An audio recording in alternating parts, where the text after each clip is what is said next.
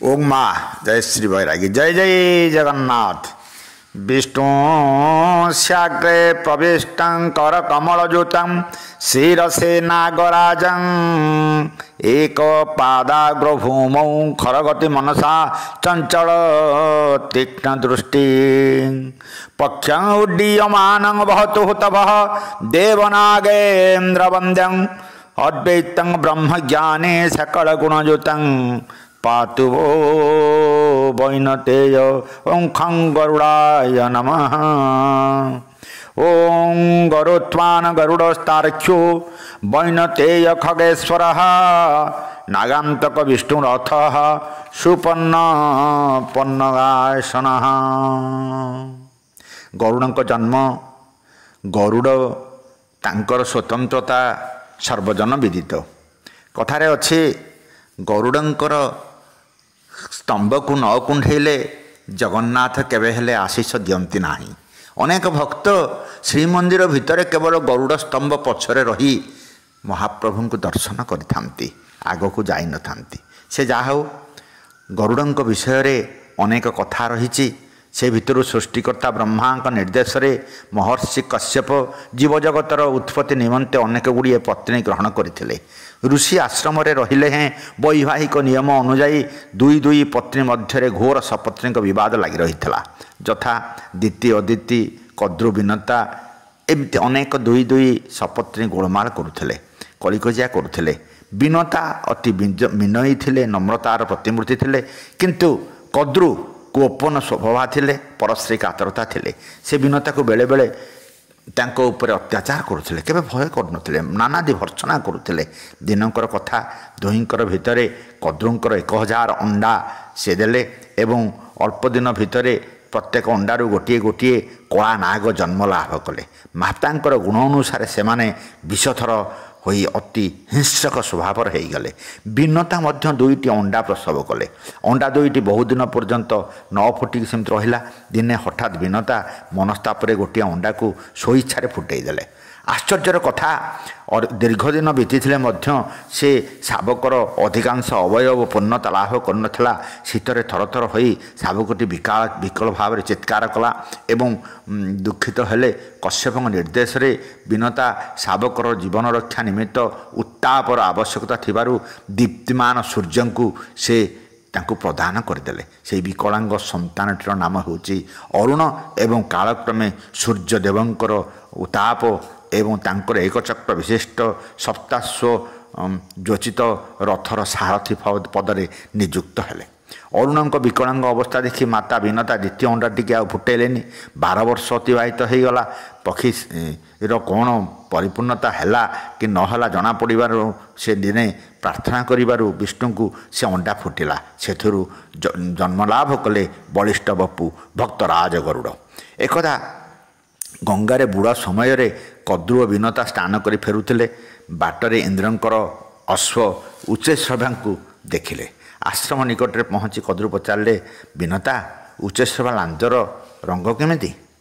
विनता अल्प समय पूर्व देखि अश्वर लांज धड़ा बोली कहले, कारण अश्व संपूर्ण भाव इंद्रंकर श्वेत थिला, तेणु निश्चित भाव लांज धड़ा।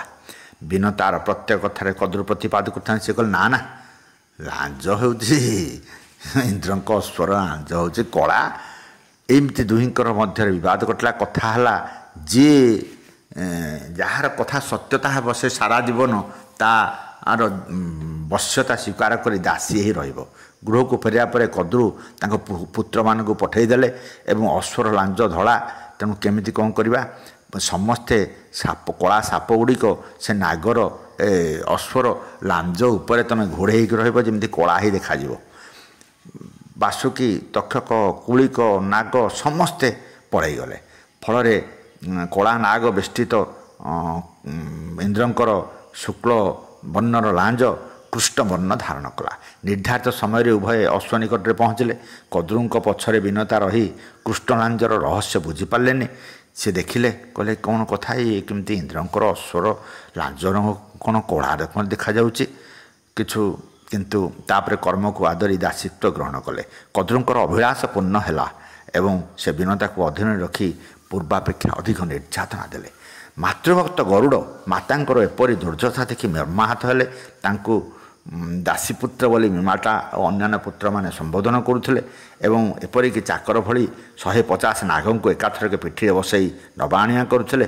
1000 ନାଗମାନଙ୍କର ଖାଇବା ଶୋଇବା ରହିବା ସକଳ କଥା ସେ ବୁଝୁଥିଲେ। ଏମିତି ବହୁତ କଥା ହେଲା ପରେ ମା' ଦିନେ କହିଲେ, ମା' ତୁମ ପାଇଁ କି କାର୍ଯ୍ୟ କଲେ ତୁମେ ଦାସତ୍ୱର ମୁକ୍ତି ଆମେ ପାଇପାରିବା? ନା କଦ୍ରୁ ମା'ଙ୍କୁ କଥା ପଚାର। କଦ୍ରୁକୁ ଯାହା ଶୁଣି କହିଲେ, ତୁମେ ଯଦି ସ୍ୱର୍ଗରୁ ମୋ ପିଲାମାନଙ୍କ ପାଇଁ ମୋ ପାଇଁ ଅମୃତ ଆଣିଦେବ ତାହେଲେ ତୁମେ ଏଥିରୁ ମୁକ୍ତି ହେବ। ମହାଶକ୍ତିମାନ ଗରୁଡ଼ ଏ କଥା ଶୁଣିସାରି ଅତ୍ୟନ୍ତ ଆଗ୍ରହ ସହକାରେ ଚାଲିଲେ ଏବଂ ସେ ଚନ୍ଦ୍ରମଣ୍ଡଳରୁ ଅମୃତ ଆଣିବା ପାଇଁ ଯାଇ ପହଞ୍ଚିଲେ ଏବଂ ଆଣିକି ହିମାଳୟରେ ଅବତରଣ କଲେ।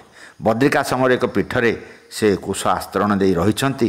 ସେ ଅମୃତ ଭାଣ୍ଡକୁ ରଖିଛନ୍ତି। ଏହି ସମୟରେ ଇନ୍ଦ୍ରଦେବ ଆସି ପହଞ୍ଚିଲେ। କହିଲେ, ଆରେ ଇଏ ନେଇଯିବେ, କ'ଣ କରାଯିବ? ନାଗମାନେ ସ୍ନାନ କରି କୁଶାସନରେ ବସି ଅମୃତ ଭାଣ୍ଡରୁ ଅମୃତ ପିଇବେ। ନାଗମାନେ ସବୁ ସ୍ନାନ କରିକି ଆସିଲେ, କିନ୍ତୁ ସେ ସମୟରେ ଇନ୍ଦ୍ର କ'ଣ କରିଥିଲେ? ସେ ଅମୃତ ଭାଣ୍ଡକୁ ଅପହରଣ କରିନେଇଥିଲେ।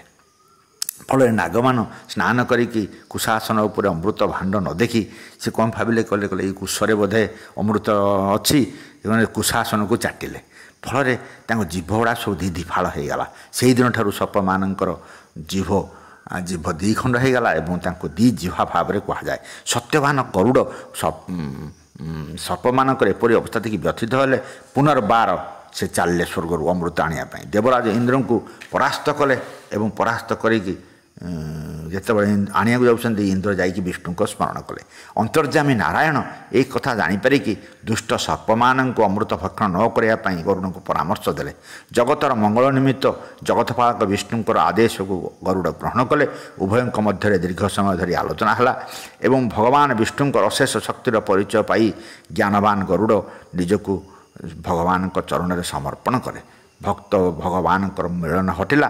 ଶକ୍ତି ଓ ଶକ୍ତିମାନ ଅଭେଦତା ଜାଣି ବିଷ୍ଣୁ ଗରୁଡ଼ଙ୍କୁ ବାହନ ରୂପରେ ଗ୍ରହଣ କଲେ। ବିଷ୍ଣୁଙ୍କର ସ୍ପର୍ଶ ଲାଭ କରି ଗରୁଡ଼ଙ୍କର ଶତଗୁଣ ବୁଦ୍ଧି ପାଇଲା। ସେ ଅତ୍ୟନ୍ତ ଆନନ୍ଦରେ ବିଷ୍ଣୁଙ୍କୁ ସ୍କନ୍ଧରେ ବସାଇ ପିତା କାଶ୍ୟପ ଋଷିଙ୍କ ନିକଟରେ ଉପସ୍ଥିତ ହେଲେ। କାଶ୍ୟପ ନିଜ ଆଶ୍ରମରେ ଭଗବାନଙ୍କୁ ଦର୍ଶନ କରି ନିଜକୁ ଧନ୍ୟ ମନେ କଲେ। ଗରୁଡ଼ଙ୍କର ଅମରତ୍ୱ କାମନା କଲେ। ବିଷ୍ଣୁଙ୍କ ମୁଖରୁ ଗରୁଡ଼ଙ୍କର ସ୍ୱର୍ଗରୁ ସୁଧା ଆନୟନ, ଇନ୍ଦ୍ରଙ୍କର ଅମୃତ ଭାଣ୍ଡ ହରଣ ବିଷୟ ସବୁ କଥା ଶୁଣିଲେ। କଦ୍ରୁ ବିନତାଙ୍କୁ ଦାସୀତ୍ୱରୁ ମୁକ୍ତ କଲେ। ବିଷ୍ଣୁଙ୍କର ଆଦେଶ ଅନୁଯାୟୀ ଗରୁଡ଼ ମାତାଙ୍କୁ ନେଇ ରମ୍ୟକ ଦ୍ୱୀପକୁ ପ୍ରସ୍ଥାନ କଲେ। ତାଙ୍କର 2ଟି ପୁତ୍ର ଗରୁଡ଼ଙ୍କର ଜନ୍ମ ହେଲା। ପରବର୍ତ୍ତୀ ସମୟରେ ସେ 2 ଜଣ ହେଲେ ସମ୍ପାତି ଆଉ ଜଟାୟୁ। ଆପଣମାନେ ଜାଣିଛନ୍ତି ସମ୍ପାତିର କଥା ଆଉ ଜଟାୟୁର କଥା ରାମାୟଣରେ ଲିଖିତ ଅଛି। ପ୍ରସିଦ୍ଧ ଭାରତବର୍ଷରେ କେବଳ ରାମେଶ୍ୱରକୁ ଛାଡ଼ିଦେଲେ ଅନ୍ୟ 3 ଧାମରେ ଆମେ ଗରୁଡ଼ଙ୍କ ମୂର୍ତ୍ତି ଦେଖିବା। ଆମ ଓଡ଼ିଶାର ଜଗତର ନାଥ ଜଗନ୍ନାଥଙ୍କ ଆଗରେ ଶ୍ଵେତ ମର୍ମର ସ୍ତମ୍ଭ ଉପରେ ଗରୁଡ଼ ବିରାଜମାନ କରିଛନ୍ତି ଏବଂ ତାଙ୍କୁ ଆମେ ସେଠି ଆଗରୁ ଦୀପଦାନ ଦିଆଯାଉଥିଲା। ଏବେ ଗୋଟିଏ ଦୀପ ଜଳୁଛି। ଗରୁଡ଼ଙ୍କୁ ଆଲିଙ୍ଗନ ସମସ୍ତେ କରନ୍ତି। ଏଇଥିପାଇଁ ତାଙ୍କୁ ଆଲିଙ୍ଗନ କଲେ ମହାପ୍ରଭୁ ଖୁସି ହୁଅନ୍ତି। ତଥାତ୍ମଂ ସମ୍ପୁଟକରଂ ସତତଂ ନତସ୍କନ୍ଦରଃ ତଥୈବ ପୁରୁତଃ ବିଷ୍ଣୁ ତତ୍ପ୍ରସାଦାତ୍ ଭବାମ୍ୟହମ୍। ହେ ଭକ୍ତରାଜ ଗରୁଡ଼, ତୁମେ ଯେପରି ବିଷ୍ଣୁଙ୍କ ସମ୍ମୁଖରେ ନତଶିର ହୋଇ ଯୁକ୍ତ କର ହୋଇ ଏକାଗ୍ର ଚିତ୍ତରେ ରହିଅଛ, ତୁମ ପ୍ରସାଦରୁ ଆମ୍ଭମାନଙ୍କୁ ସେହି ଫଳ ମିଳୁ। ଆମମାନଙ୍କୁ ଭଗବାନ ଜଗନ୍ନାଥଙ୍କର ଆଶୀର୍ବାଦ ଲାଭ କରିବାରେ